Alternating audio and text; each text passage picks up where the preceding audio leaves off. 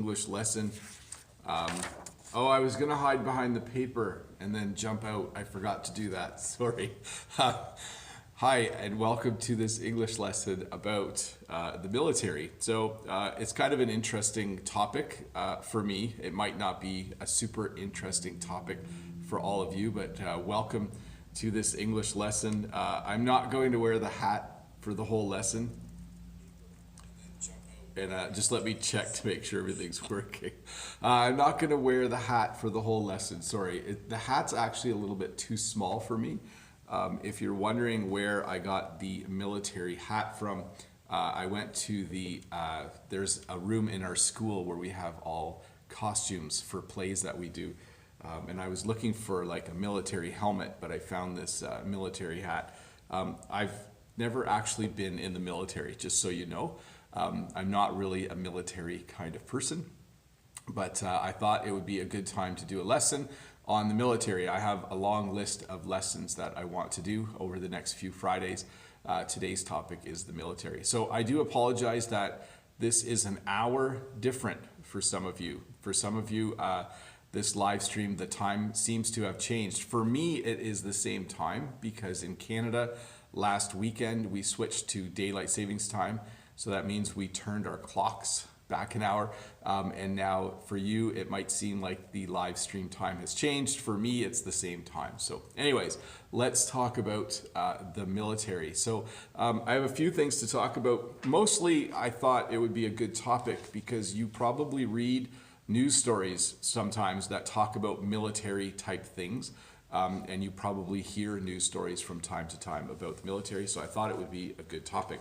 I want to stop and say hi to everyone who's here. Thanks to all the people who were here in the chat earlier.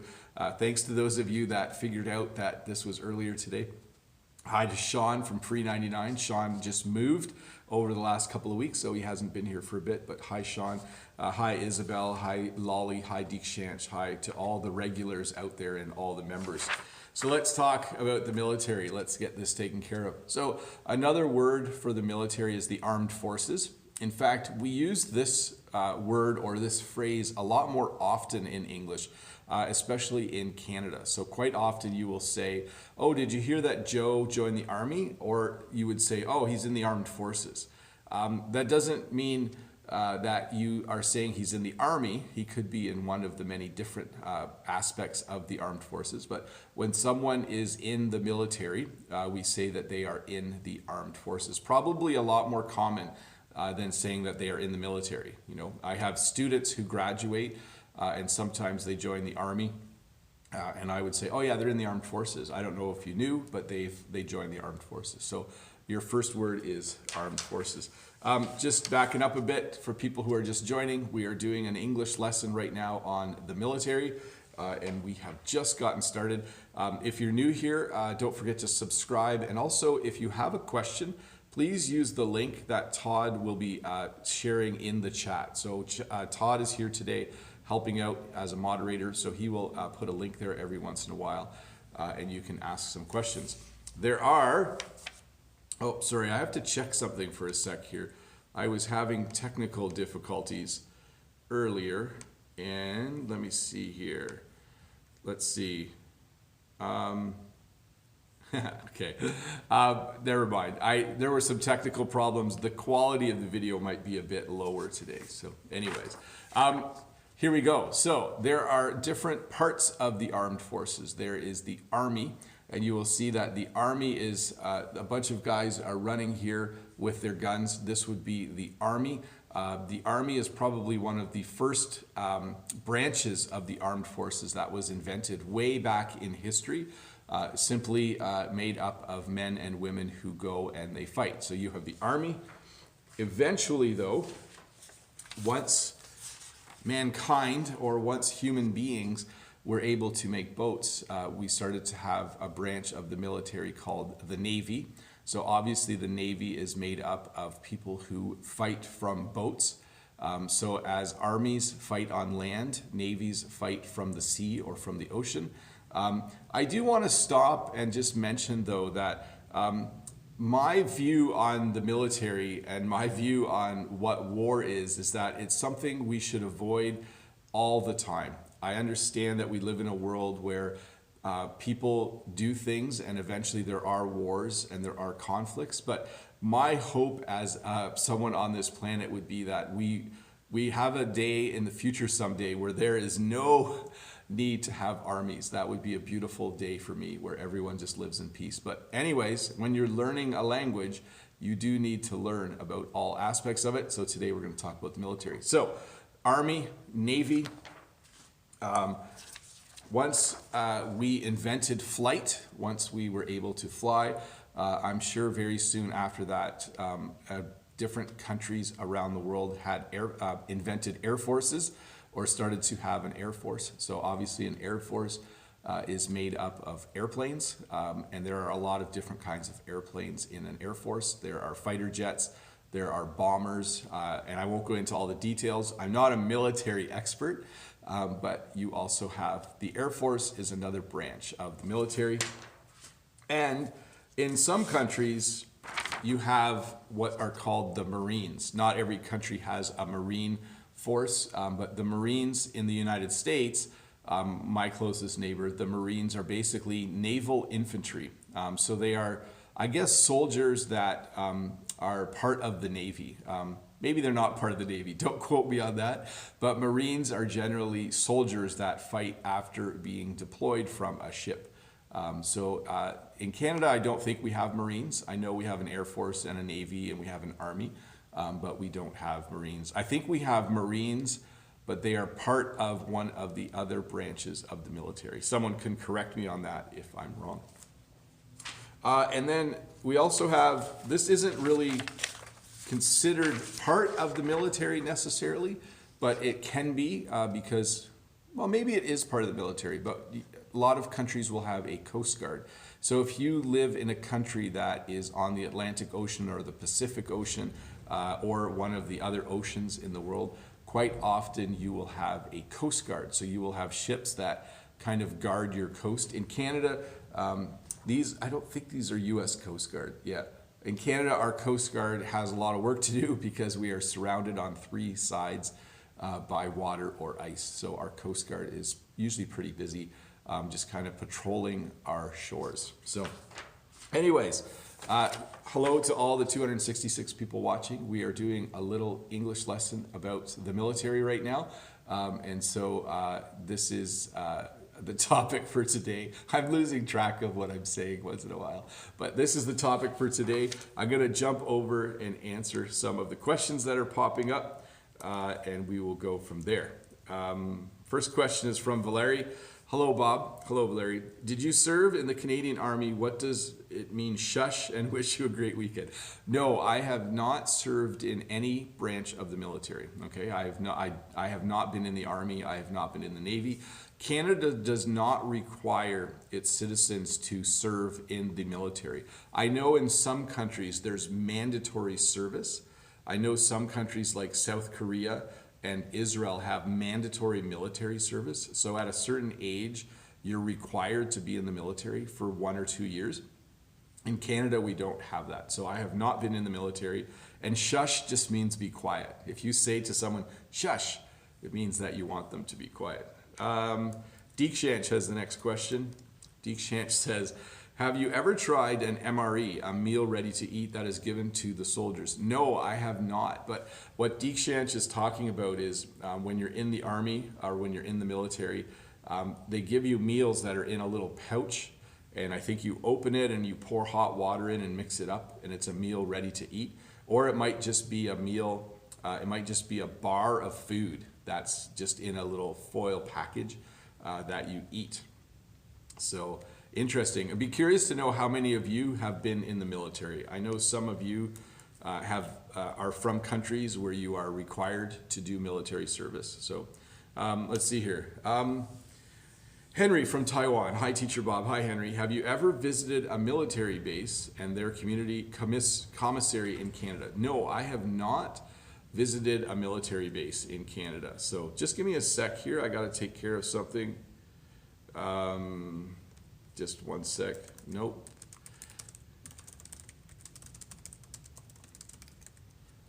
So sorry for the pause there. I just had to respond. Someone was trying to fix something on our computer network. So anyways, let me see. Next question. Let me have. Remember, I will only be answering questions that are related to the topic. And I will only be answering questions because of the nature of the topic. I will only be answering questions that are not controversial, okay? So I already see in my list of questions, people are mentioning things that I will not be mentioning here. I know when you talk about the military, there are countries that are currently having conflicts against each other, or there is, we would say, no love lost between them. So if your question is directed at saying something mean about another country, I will not be looking at that question, okay? Just because I want to keep things peaceful in this this chat. So keep your questions peaceful as well. Vitaly Smirnov says, hello, Teacher Bob. Is it mandatory to serve in the Army in Canada? It is mandatory in Russia, and I did it in 2016. So no, it's not mandatory in Canada. I didn't know that though, Vitaly, that it's mandatory in Russia. That's an interesting thing to know. I think it's quite common in a lot of countries in the world. Next question is from Greg. Hello, Coach. Thank you for your work and good luck in everything. Have a nice day. You too. Thank you for the kind words. Amal has the next question. Amal says, hi, Bob. I just want to say I'm happy to see you back in a live lesson. Thank you very much, Amal. Thank you. Let's see here. And then Pratt's. I know these aren't related to the topic. Pratt says, hi, Bob. Hope you're feeling better. Thank you for your videos. You are very welcome. Let's see. Suraj says, what is the meaning of strategic location? So when you look at how militaries work in the world, they are always looking to find a strategic advantage or to be in a strategic location. That's why something like a high mountain is usually considered a strategic location. Sometimes certain islands in the Atlantic or Pacific Ocean are considered strategic locations. If you study the history of war, you will realize that there are certain parts of the world where it's just strategic for people to take over or to occupy that particular area. Let's see here. Next one. Next one is from Shashi. Which word often should we use when there is war between two countries? So we don't often say war. A lot of times we'll use conflict. You know, like there is conflict between these two countries. Sometimes we will say that there is war, but usually we will say that, you know, in this part of the world, these two countries, there was conflict yesterday, or they engaged each other, or they fired on each other.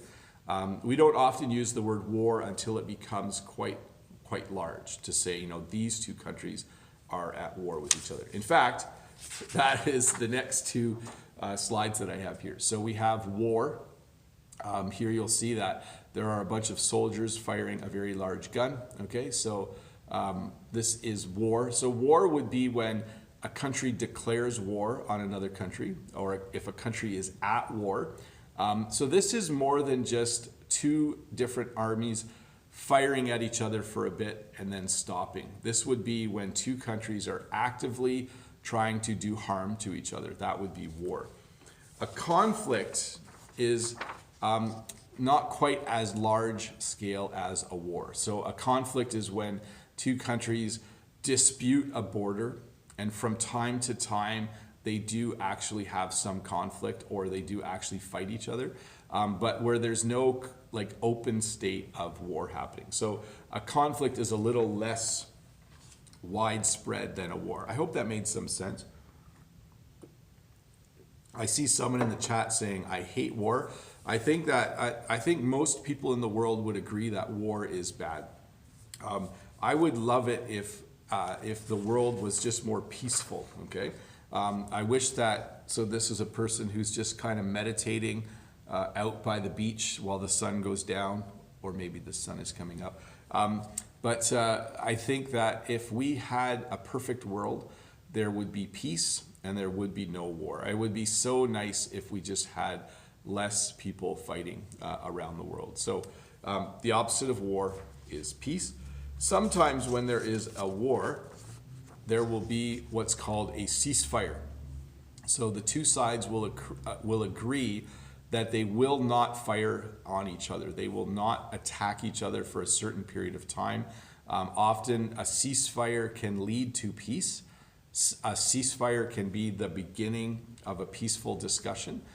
So when you have two sides where there is a conflict, sometimes they will send different people to talk and they will agree to have a ceasefire.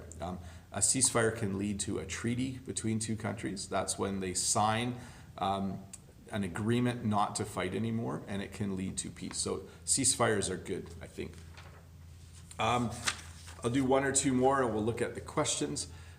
When you have a whole bunch of military personnel or soldiers in one spot, they build what's called a military base. Okay, so a military base, there can be military bases all over. In Canada right now, one of our military bases in Northern Ontario is being used to quarantine people who have the coronavirus, okay? So a military base isn't just used during war. It can be used at other times of year as well, or at other times as well. For instance, when people are having difficulty with something like a virus. I didn't mention what you call the people in each different branch of the military, but in the Army, you would have soldiers. So a soldier serves in the Army. In the Navy, you would have sailors. So a sailor serves in the Navy. In the Air Force, you will have more than just pilots, but the people who fly the plane are called pilots. So a pilot flies an airplane. And then you might also have someone called a paratrooper. A paratrooper is someone who jumps out of a plane with a parachute on. So those are the names of the different people that you would have in the military. You have soldiers in the Army, sailors in the Navy, pilots in the Air Force, and paratroopers who also, I think, are in the Air Force, but I'm not 100% sure. I think the Army also can have paratroopers.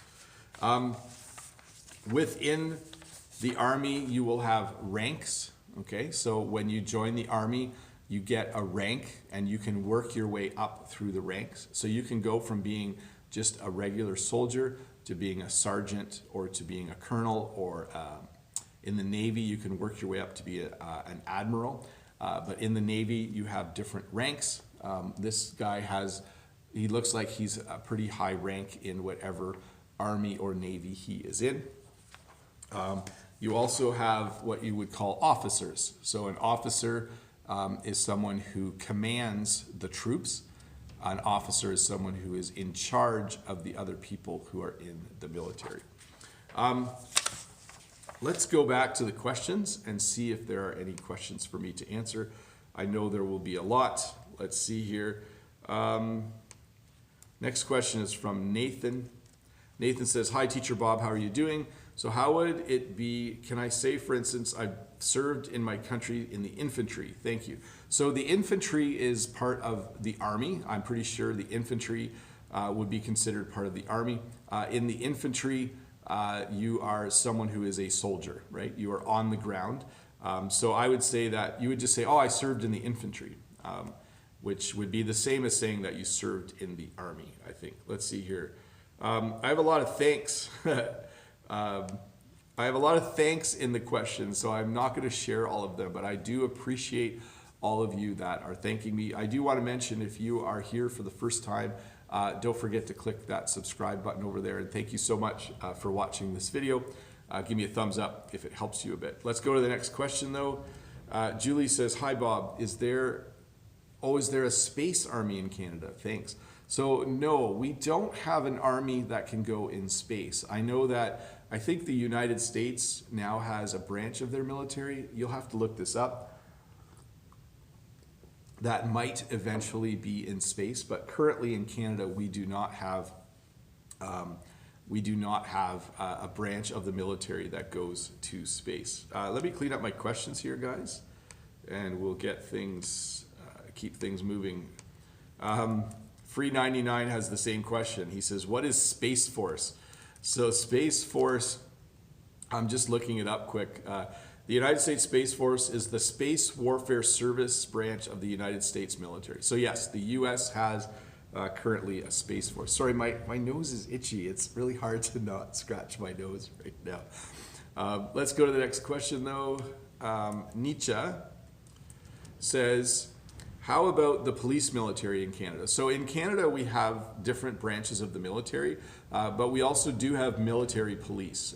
In the armed forces, they have their own police officers that take care of crimes that would be committed on military bases, etc. So we definitely do have military police in Canada. Let's see here. Let's see. Next question is from Kanguyan. Why do the army, or why do people in the army wear a helmet? I think just to protect their head. If you look at a picture of a soldier, they often have a bulletproof vest. They're often wearing a helmet. They often have protective eyewear, so that as they are fighting, they can be more protected from getting injured. So definitely in the army, people do wear protective gear so that they can stay protected. Let's see here. Mr. Novem has the next question. Mr. Novem says, hi, Mr. Bob. Good evening from China. Thank you so much. And this is the class that I've waited for a long time. It's going to be awesome if you can introduce some weapons. So I'm not going to talk a lot about weapons. I will get to a few different types of weapons towards the end. But mostly this is just a live stream lesson to understand English words and phrases so that when you're reading the news, you are able to understand them better. Alex says, can you talk about the rank system in the military, like lieutenant and captain, etc.? So I don't know the exact order of how ranks work in the military. What I do know though is that if you join the military, you start at the bottom. If you are really good at doing your job and the officers see that, eventually you might get promoted and then you will slowly work your way up through the ranks. That's how we say that in English. We would say, oh, he joined the Navy and he worked his way up through the ranks and now he is the captain of a ship. I think it's a captain. I'm not the best person to talk about the actual ranks. But anyways. Alina P says, are you an Army officer, Bob? Robert? No, I am not an Army officer. I have not served in the Army and I have not served in the reserves either. The reserves in Canada are a segment of the military where people with jobs go on the weekend and practice being in the Army. I don't do that either. So anyways, when someone in the Army takes a break, we would say that they are on leave. So this person, you can see he's visiting with his little kid.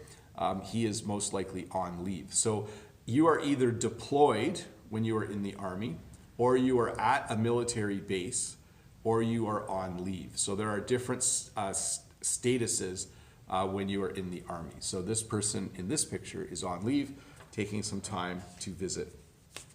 I hope this isn't too controversial, but we need to talk about what an ally is.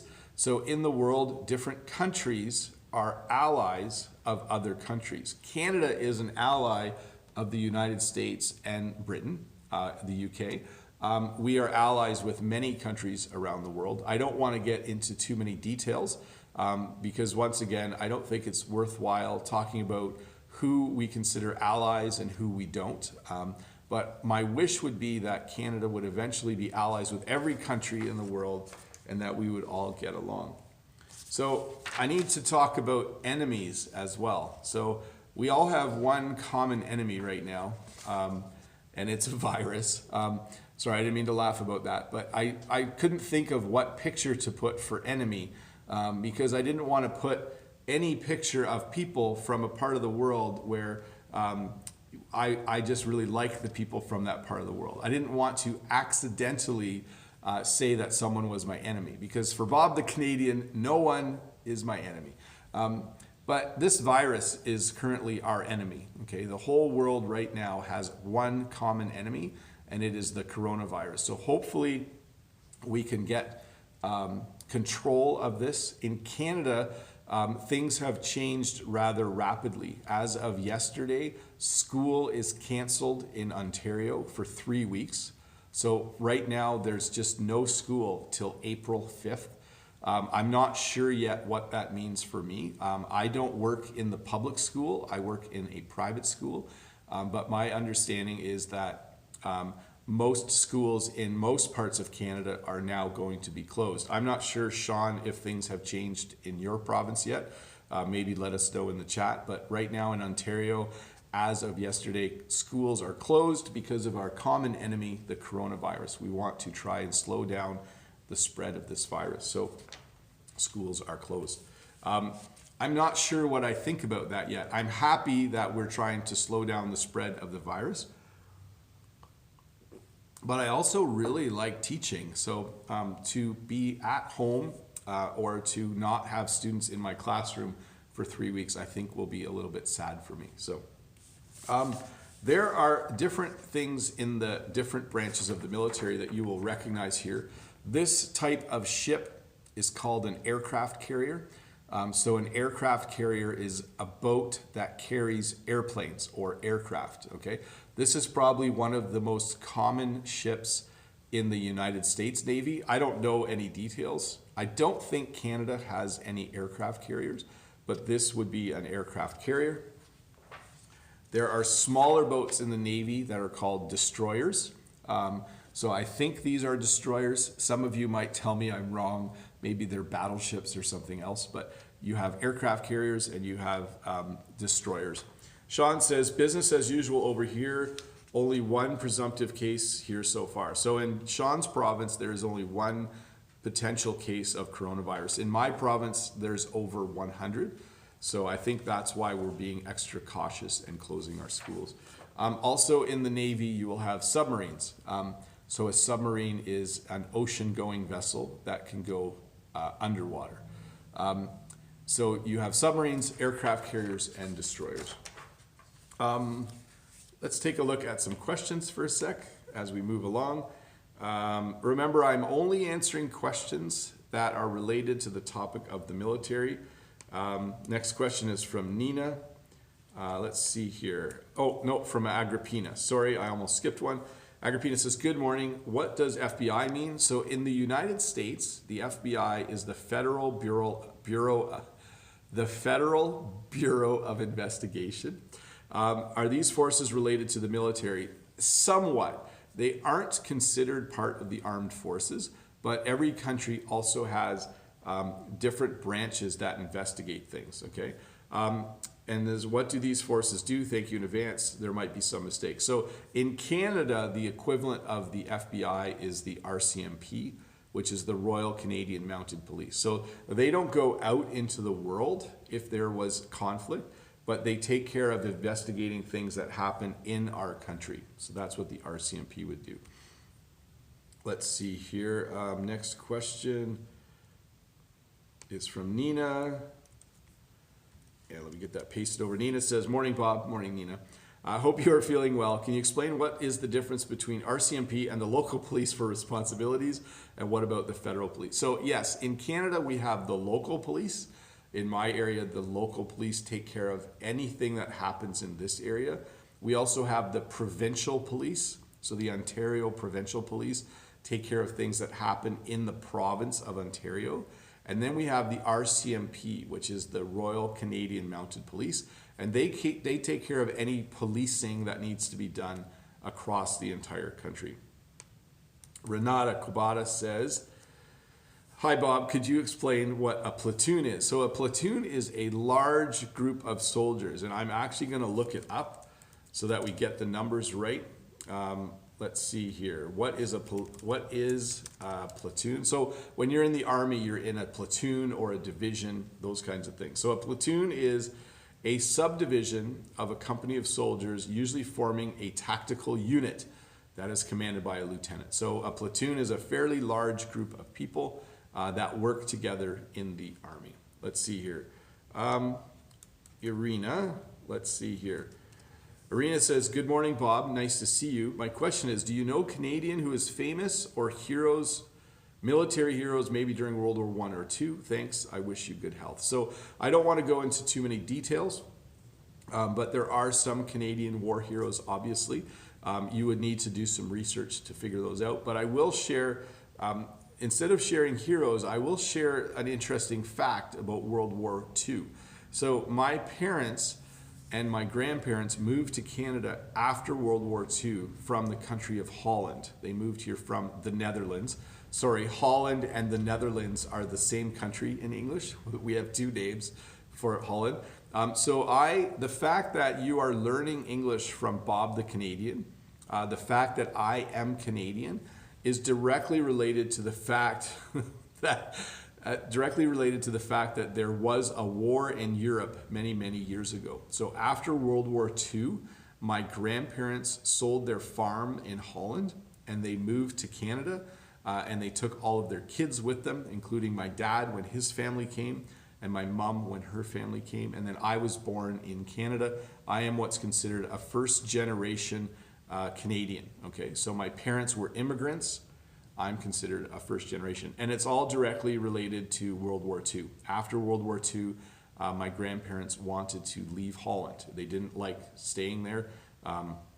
So that's why I look kind of Dutch, just because my parents both came from Holland when they were kids. Hi, Bob. I'm from Vietnam. Is Area 51 a secret military base? So often in the movies, when they talk about aliens or UFOs, unidentified flying objects, they will talk about Area 51, where they think the US has done research on alien life. So I don't know a lot about it. A lot of it is fiction. But yes, I have definitely heard of alien or Area 51.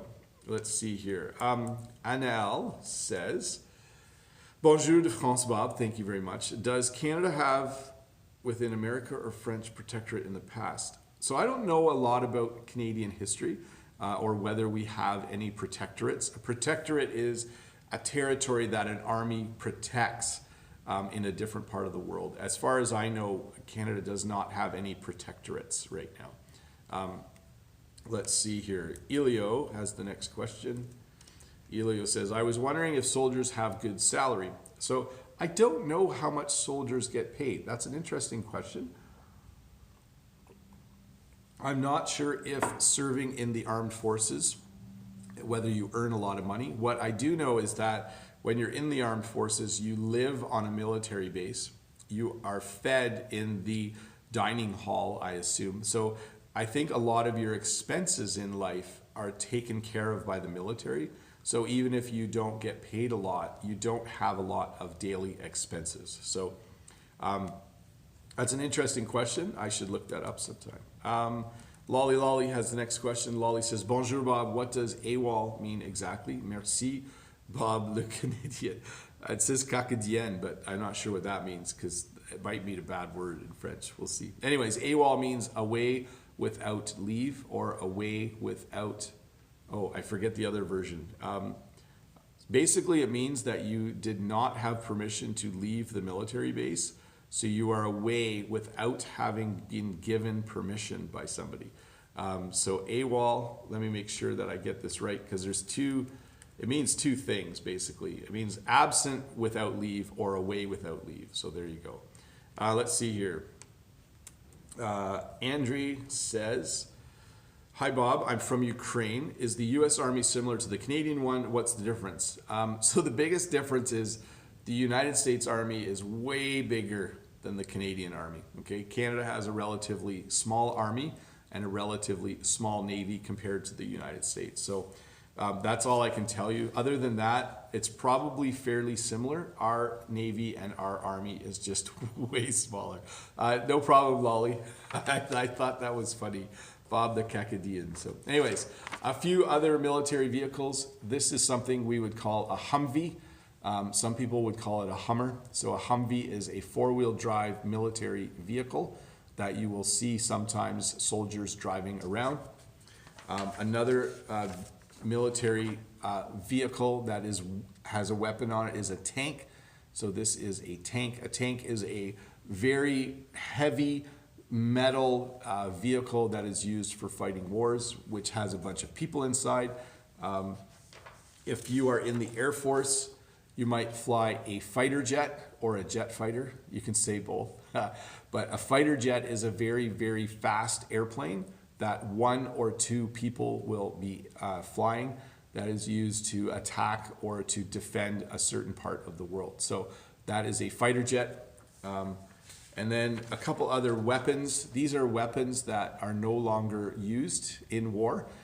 These are swords. I just put this one in here because I thought it would be fun to talk about that. Sword is pronounced sword even though it has a W in it. So these are older weapons that hundreds of years ago people would have used if there was a war or a conflict. They would have used a sword instead of.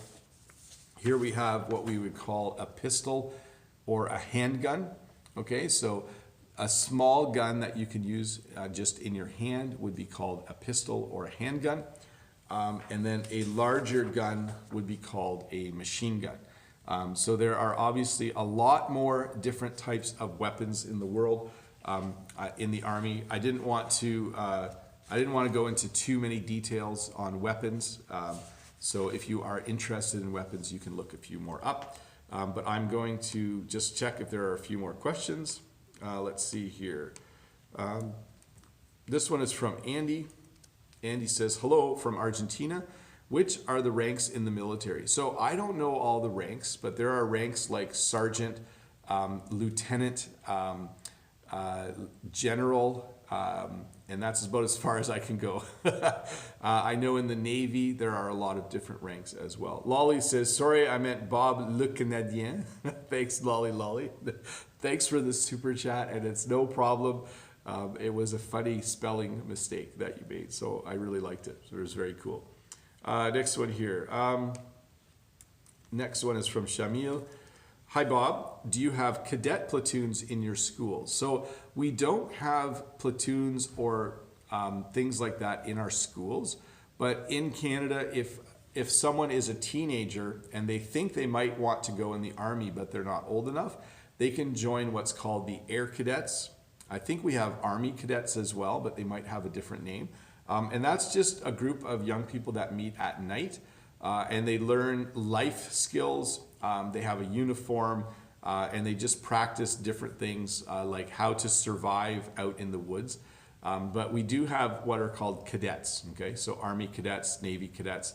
I think we have Navy Cadets, I'm not sure. And then Air Cadets. So there's actually an Air Cadet Corps in my town. Let's see here.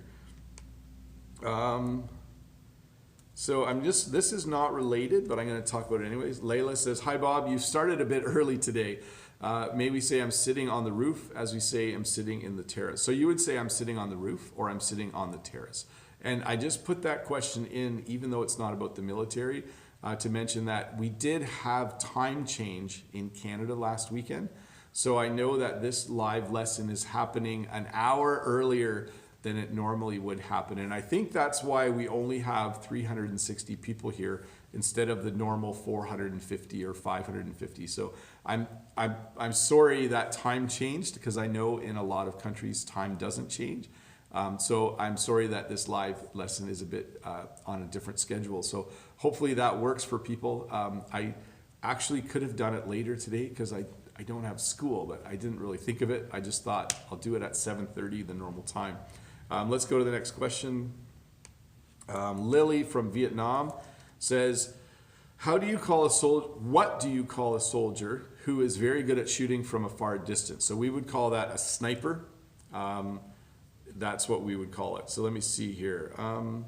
Just looking at, oh yeah, anyway. So someone who can shoot a gun from really far away, we would call a sniper. So, and it's possible that some of you have played computer games that are based on people fighting each other, and you might be more familiar with some of the things from that. Next question. Let's see here. So I have a thank you here from someone from a country that is thankful that Canada helped in a war recently. So I appreciate the thanks. That is very nice of you. And it's basically, Highline says, "Hi Bob, good morning. South Korea is very grateful to Canada for participating in the Korean War. Does Canada have a history of war?" So Canada does have a history of war, but it is fairly old. We definitely fought in World War I and II. And if you are interested in knowing a little bit more about the wars and conflicts that Canada has been involved in, I suggest that you look it up. I am not the best person to talk about history right now, but that is something that you could easily find, and maybe that will be some nice reading for you later today. Emily says, "Hi Bob, is military incurred policy in Canada?" So Emily, I'm not sure what you're asking, but I'm wondering if you're just asking whether there is mandatory whether it's mandatory to serve in the military in Canada.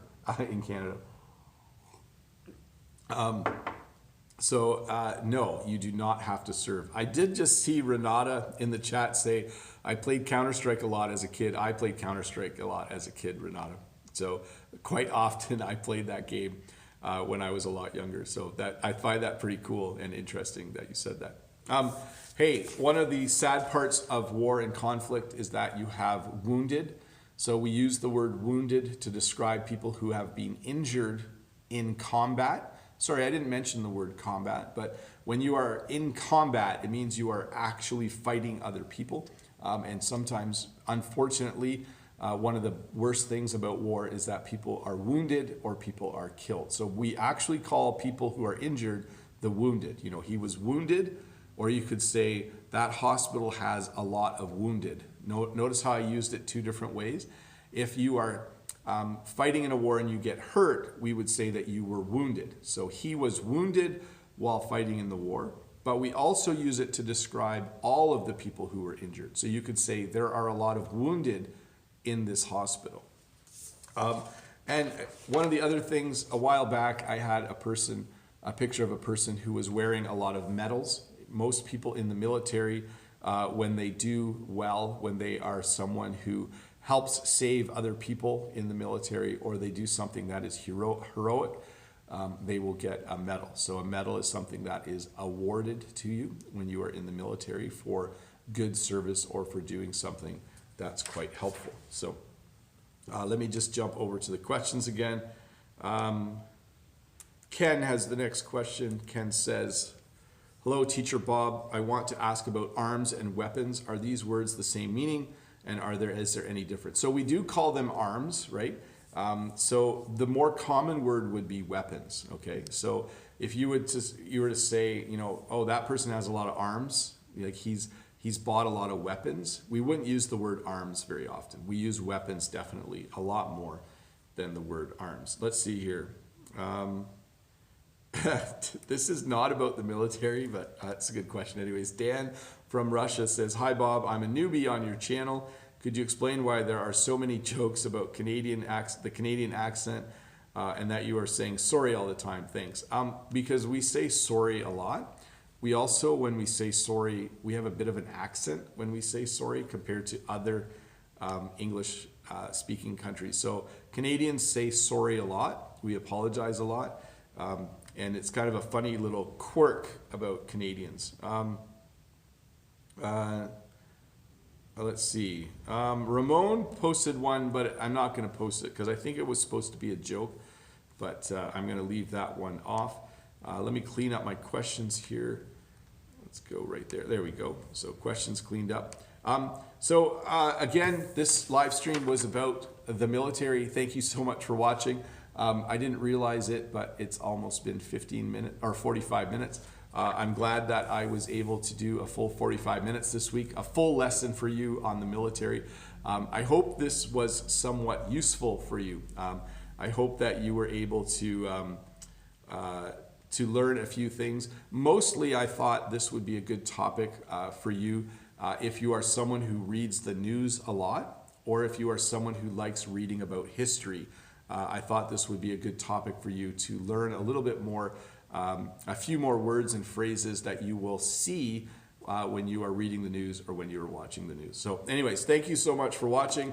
Thumbs up, subscribe if you're new here. Please come back and watch parts of the video tomorrow with English subtitles on. That will be very, very helpful for you. Thanks to Todd for moderating the chat. Big shout out to Sean from Free 99 English, who's back and hanging out with us again. That's awesome. And I hope you all have a great weekend. Again, sorry that the live lesson was earlier than normal. Hopefully many of you can catch this as a replay later. Anyways, I'm Bob the Canadian. Have a good day. I'm going to push the stop button now, and I hope you have a good weekend.